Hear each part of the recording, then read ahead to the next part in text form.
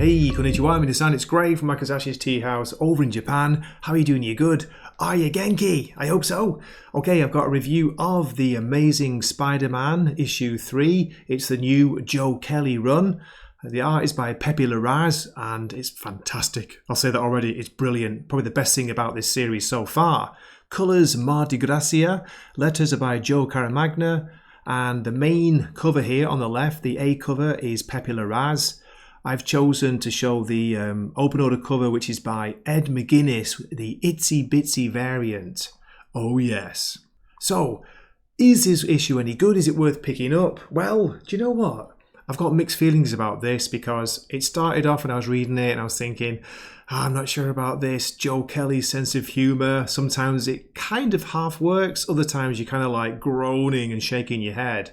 But as I went through the issue, the action, I mean, it's really, really good. Great action in here. It was getting better and better.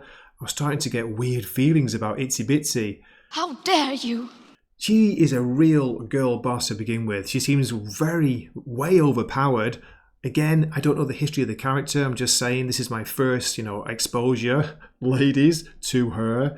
But she at one point she's boasting, I could have killed you, Spider-Man, like 3 times. But, and this is a big but, something strange happens in this issue. Yeah, let's just say it can be described as being a bit creepy. Joe Kelly, where is he going when you consider that Itsy Bitsy is supposed to be, genetically the same as Spider-Man, so she did call him Daddy in the last issue. Yes, anyway, more of that in the story summary. But yeah, overall, this was a kind of weird surprise. I ended up enjoying it a lot more than I thought I would. Again, it's mainly down to the art, I think, by Larraz. He is stunning in this. There are some incredible scenes. There's a great, classic villain, which we'll see. He's already been introduced, but you'll see him right at the end, the last page, and he looks stunning. He looks stunning in this. Wait till you see it. So yeah, I'll go through the book. I'm going to give my score at the end now. I'll show you some of the scenes, give you a little bit of the narration, a bit of a summary. So please keep watching. Here we go. Previously, Peter Parker just started working at Rand Enterprises, thanks to some help from his long-lost childhood friend, that we've never heard of, folks, Brian Naring. However, Peter's first day on the job was interrupted by a rampaging rhino, who shocked Spider-Man by having a heart attack mid-fight. While investigating what could have happened to Rhino, Spider-Man's spider sense started buzzing, and one very odd day later, Norman Osborn determined that someone had poisoned Peter. Despite the attack, Spidey decided to take his investigation to Ravencroft, where his friend, in quotation marks, Shay Markin, is a nurse, only to be confronted by the psychotic supervillain Itsy Bitsy. Who? I hear you cry, like me. The issue opens with a flashback of young Peter trying on his uncle's army jacket. Aunt May doesn't like this. She starts getting angry, telling him to stop acting like a rebel. Peter counters that he found it crumpled in the closet, but May's getting more and more angry, screaming that Peter's ungrateful for all his uncle did, fighting for him, fighting for the future. All you've done is betray us. And then suddenly the voice switches to, I'll kill you for this. We realise Peter is having some kind of weird drug-induced hallucination flashback. No way! Next we get this pretty awesome double-page spread by Pepe Larraz. I tell you what, he's been great on this book so far. It's probably the best thing about it. We see Itsy Bitsy attacking Spider-Man with what appear to be 6 red katanas, or are they wakizashis? Spidey's protecting the rhino, and Shay's down there too. Is she going to become collateral damage? We will soon find out. I've just realised she's not only got swords, she's got a couple of pistols as well, and she's taking shots at him. We can see collateral damage, where I just mentioned, all around in the background. Itsy Bitsy follows this up with a flying kick. Bruce Lee will be proud. Let's just read some of the dialogue she's got here. She's saying, I got a new haircut and grew my body back since you almost killed me. I don't think you noticed. I'm assuming that's because you're high as hell. Wish I was reading this book. But Spidey's like mumbling, you Deadpool killed you. And then we get an editor's note saying, way back in Spider-Man Deadpool issue 18, whenever that was. The relentless attack continues in what appears to be Itsy Bitsy firing what Spidey says, razor webbing. He dives and gets Shay out of the way, but we see the razor webbing appearing to bounce off Rhino. Is that down to his rhino-hard skin? There's a pretty awful joke here that I'm skipping, showing you the visual of, but I'll just read it out. Itsy Bitsy continues. Did you picture this reunion with less other women and more ABBA? In my headcanon, you love Dancing Queen and I hate it. It's our little joke.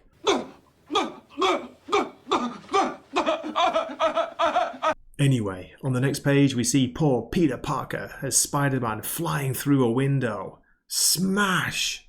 While this is going on, Peter's having flashbacks to when he was young, conversations with friends, I guess they are. One person's saying, "Shut up, Parker's parents died, his real parents." "Oh, sorry, man." "It's okay," says Peter. "I was little. They died before they could get annoying." Look at Peter, who knew he was such a rebel when he was young. Cold as hell, Parker. No wonder we keep you around. But meanwhile, in the present moment, we see Itsy Bitsy closing in on Rhino. Looks a bit like Kingpin there from above.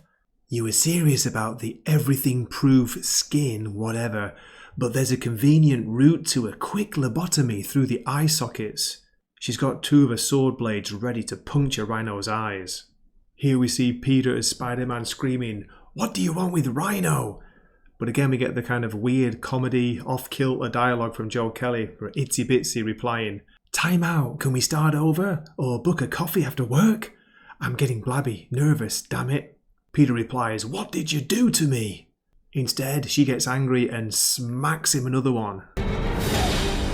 It turns out that last hit was a knockout punch, and we see Spider-Man waking up on a bridge. Itsy Bitsy's still there and she's talking. "Sorry I concussed you." Peter's mumbling about drugs. "Same in me as Rhino?" "Yeah," replies Itsy Bitsy, "but like a metric butt-ton more. He was an accident, you an opportunity." And then she's got a blade to Peter's throat. "I could have killed you twice already, you know. My boss thinks I have unresolved issues with you." Uh-oh. What's going on here? What's she hinting at? You can probably guess, can't you, at this point? Here she continues talking about she got a second chance at life, knew that making the most of it meant letting go of her anger, her self-pity, and most of all, here it comes, folks, my feelings for you. I like my job, I want to keep it, so I need to prove to myself and the big boss. "Who? What do they want?" says Spidey. "Yes, folks, they go there." She replies, "Let it go, or I'm going to kill you, even if there are so many things I'd rather do." And she goes to kiss him or lick him or something. Now, hang on a minute here, what's going on? At the end of last issue, when she first met Spider-Man, she said, "How's it going, Daddy?" or Daddy-O. She called him Daddy. Now, I don't know the full history, but I've heard a little bit that she's made from a genetic part of Spider-Man or Peter, so I don't know how that works, but Joe Kelly, what are you doing here? Have a word, mate. Then, before she gets too excited, she ends up kicking him off the bridge and he falls into the river below. We switch scenes to May's apartment. Outside, on the stairs, Peter! "Hey, Aunt May, can I crash here tonight? Are these people real?" So it sounds like he's still high and, still recovering from that crazy fight. In the narration boxes, it's saying that it's lucky that the Harlem River flows into the boroughs and not out to sea.